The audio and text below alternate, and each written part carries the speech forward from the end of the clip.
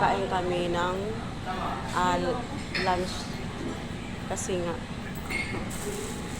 tatapos lang ng graduation ni ma'am.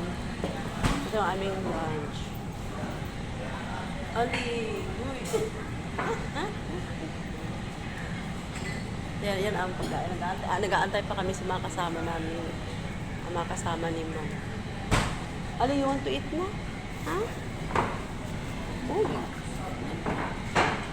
Gutom ng aking palangga, ang aking alaga.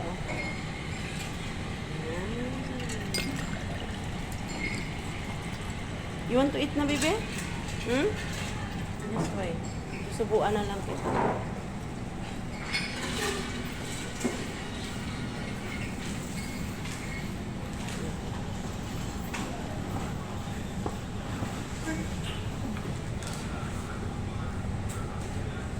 Uy!